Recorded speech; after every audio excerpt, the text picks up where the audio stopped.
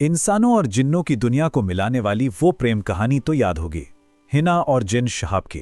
पर सोचिए, अगर मैं कहूं कि वो कहानी वहां खत्म ही नहीं हुई थी। चलिए, आज इस दास्तान के उस हिस्से में चलते हैं जो कहीं ज्यादा खौफनाक है। और यही वो एक लाइन है जो पूरी कहानी की नींव रखती है।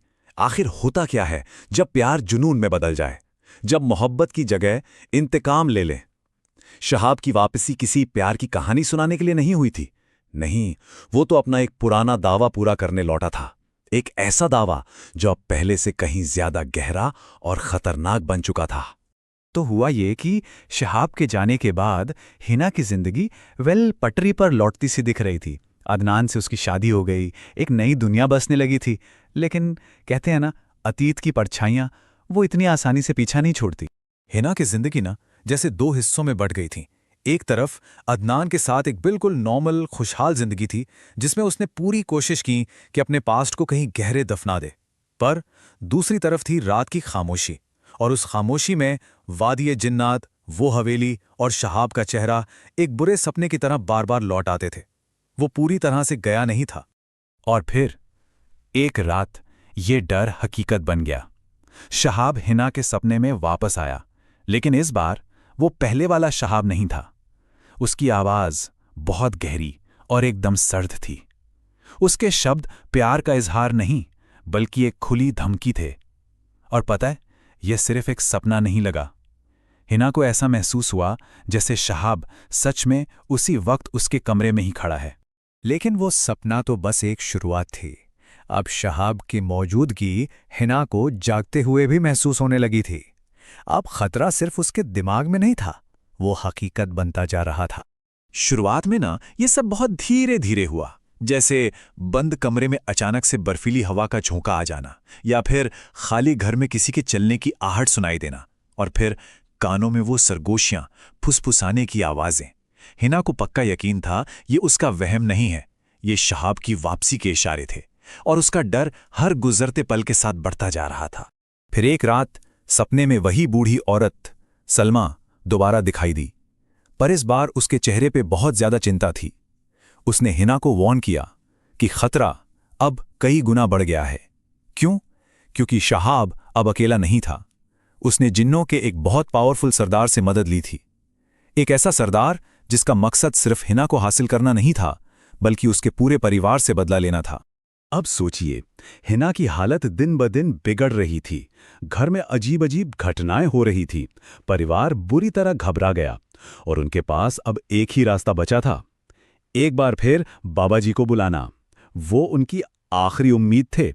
उन्होंने बाबा जी से रिक्वेस्ट की कि घर के चारों तरफ एक ऐसा हिफाजती घेरा बना दें जिसे शहाब की ताकतें तोड़ ना सकें।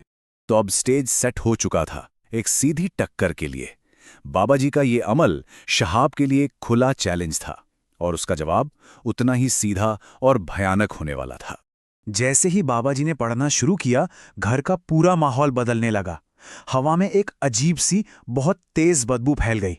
घर के बल्ब टिमटिमाने लगे, बंद होने लगे, और दीवारों से जैसे कोई उन्हें खुरच रहा हो वैसी आवाजें आने लगी। और फिर अचानक घर के बीचों बीच एक इतनी तेज रोशनी हुई कि सबकी आंखें बंद हो गई। जब रोशनी कम हुई तो सबने देखा शहाब वहां खड़ा था। वो पहले से कहीं ज्यादा लंबा और ताकतवर लग रहा था, और उसकी आंखें जैसे अंगारे हों वैसे दहक रही थीं। उसकी आवाज जब गूंजी तो पूरे घर में दहशत फैल गई। उसने बिल्कुल साफ कर दिया था कि वो हिना को लेने आया है, और उसे दिए गए धोखे की कीमत अब हर किसी को चुकानी होगी। बाबा जी ने अपनी पूरी ताकत से उसे रोकने की कोशिश की, लेकिन अब कोई मुकाबला ही नहीं था। शहाब की ताकत बहुत बहुत ज्यादा बढ़ चुकी थी। उसने बस अपने एक हाथ का इशारा किया और बाबा जी की सारी दुआएं, सारा अमल बेअसर हो गया।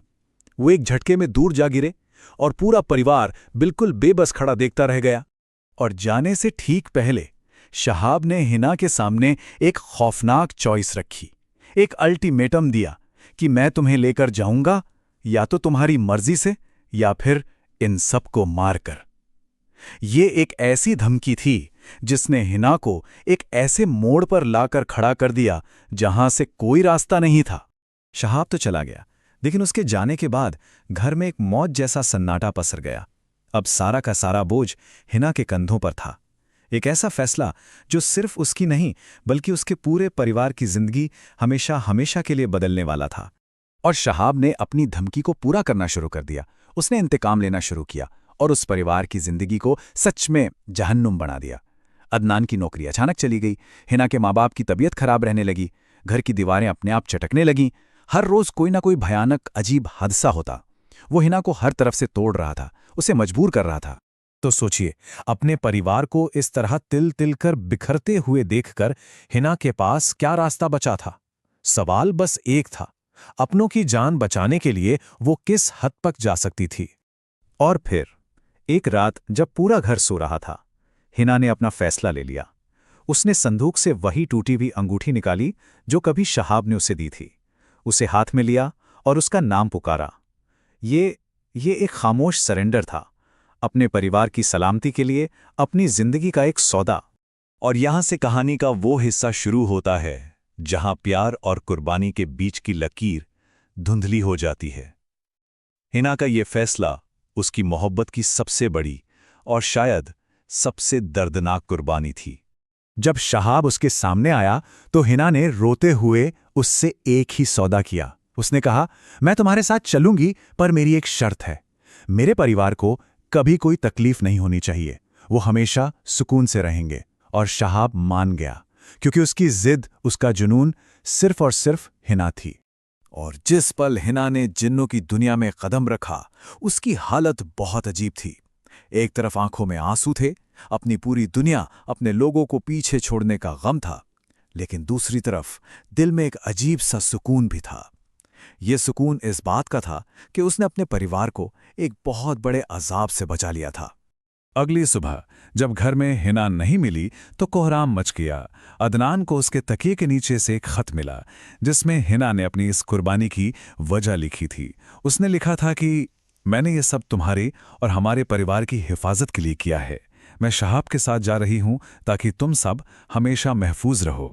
और कहानी हमें इसी एक गहरे सवाल के साथ छोड़ जाती है। हिना का ये कदम, क्या ये मोहब्बत की सच्ची कुर्बानी थी, या फिर एक ताकतवर जिन्न के जुनून के आगे एक बेबस इंसान की हार? ये प्यार, फर्ज और मजबूरी की एक ऐसी कहानी है जो हमें सोचने पर मजबूर कर देती है।